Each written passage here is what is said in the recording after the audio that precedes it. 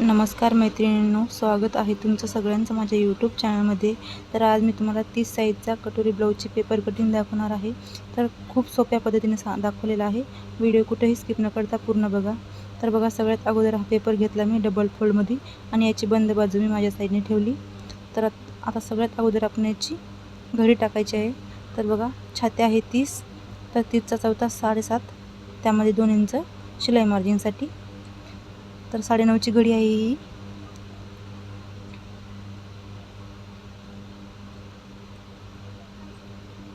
ब्लाऊजची उंची आहे तयार 12, त्यामध्ये 1 इंच एक्स्ट्रा घ्यायचं शिलाई मार्जिनसाठी. म्हणजे आपल्याला शोल्डरच्या साईडने अर्धा इंच आणि कमरेच्या साईडने अर्धा इंच शिलाईसाठी लागणार आहे.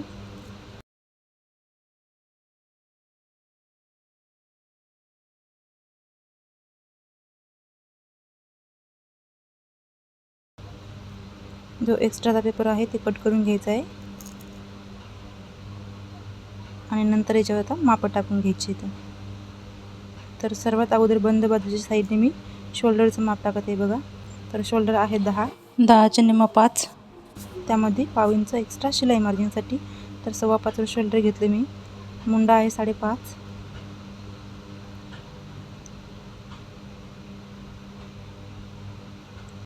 फिटिंगच्या साईडने जोडून घ्यायचा. आता मुंड्याच्या वरी इथे कोपऱ्यामध्ये बॅक साईडचा मुंडा 1.5 इंचावर द्यायचा आणि फ्रंट पार्टचा 1 इंचावर.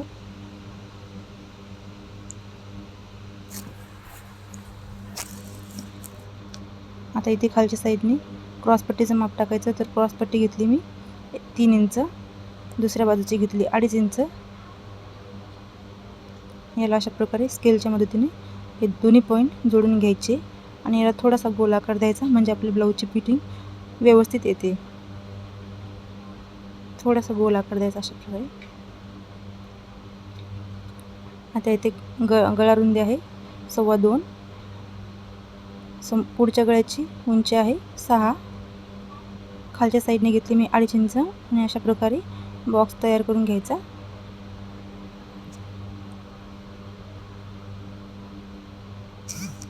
गळ्याच्या वरती 1 इंच आणि इथे या पॉईंटपासून 2.5 इंच आणि इथे 4.5 इंच कटोरीचा.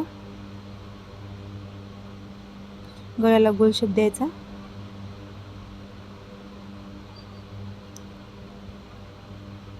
आता हे तिन्ही पॉईंट अशा प्रकारे जोडून घ्यायचे आणि कटोरीला शेप द्यायचा.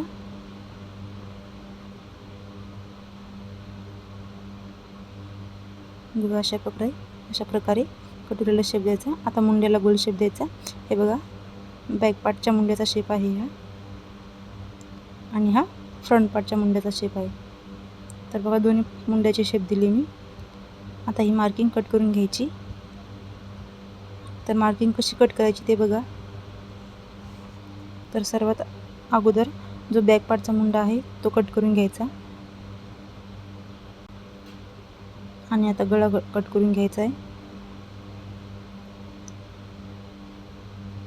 पेपरला असं मधून कट करून घ्यायचं आहे आणि हा बॅक पार्ट बाजूला ठेवायचा. बघा, हा बॅक पार्ट आहे, हा बाजूला ठेवायचा. आता हा फ्रंट पार्ट कट करायचा आपल्याला. तर ही क्रॉसपट्टी आणि ही कटोरी आणि हा फ्रंटचा मुंडा कट करायचा.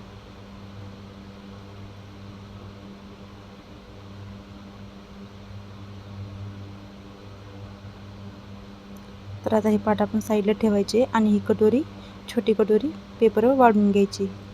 तर कटोरी कशी वाढवायची ते बघा. तर दुसरा पेपर घेतला मी. याच्यावर अशा प्रकारे क्रॉसमध्ये ही कटोरी ठेवायची आणि आहे तशीच आखून घ्यायची. बघा, अशा प्रकारे जशी आहे तशीच आखून घ्यायची.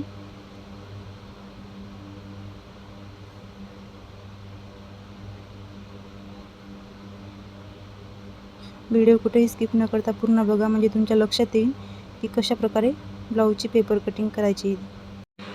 तर बघा, पूर्ण कटोरी मी जशी आहे तशीच आखून घेतली. आता याला गळ्याच्या साईडने पाव इंच वाढवायचं.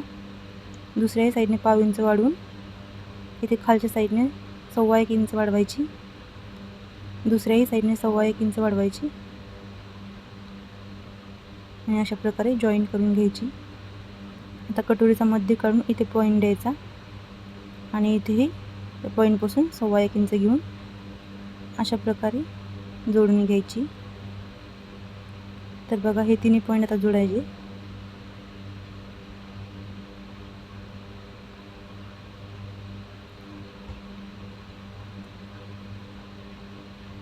वरच्याही साईडने जोडून घ्यायचं।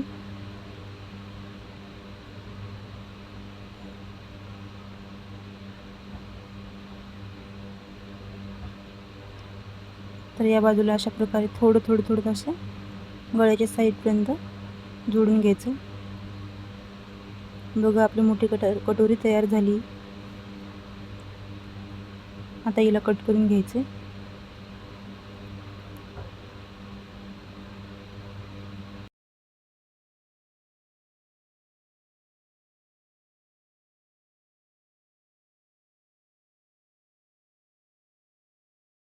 तर बघा आपली मोठी कटोरी तयार झाली।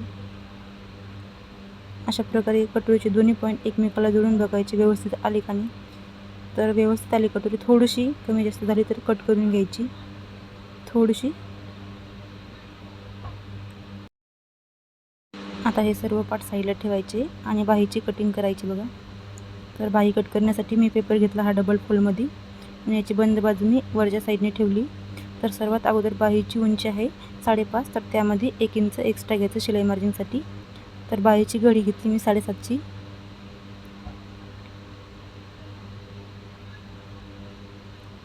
अशा प्रकारे चौकोर बॉक्स तयार करून हा पेपर कट करून घ्यायचा आणि बाकीचे राहिलेले माप नंतर पेपर कट झाल्यावर टाकायचे।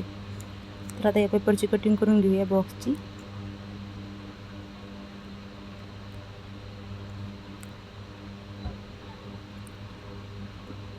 तर बघा वरच्या साईडने मी 3 इंचवर मुंडा डाऊन केला, 3 इंच डाऊन करायचं आणि वरच्या साईडने 1 इंच। आता याला हे दोन्ही पॉईंट जॉईन करून घ्यायचे। आता याचा मध्य काढायचा बघा। अशा प्रकारे टेप ठेवायचा या पॉईंटपासून या पॉईंटपर्यंत आणि याचा मध्य काढायचा आणि इथे एक पॉईंट करायचा। वरच्या साईडने खालच्या साईडने अर्धा इंच आणि वरच्या साईडने अर्धा इंच अशा प्रकारे पॉईंट करून घ्यायची आणि बाहीला शेप द्यायचा।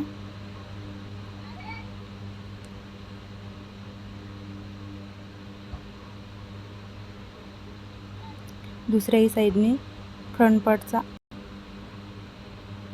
हे बघा अर्धा इंचचा होल भाग दिला मी फ्रंट पार्टचा। आता ही दंड घेरा आहे 4 इंच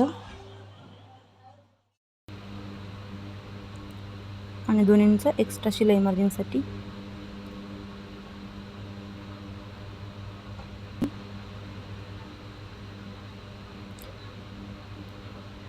व्हिडिओ आवडला तर लाईक, शेअर आणि चॅनलवर नवीन असाल तर चॅनलला सबस्क्राईब करा।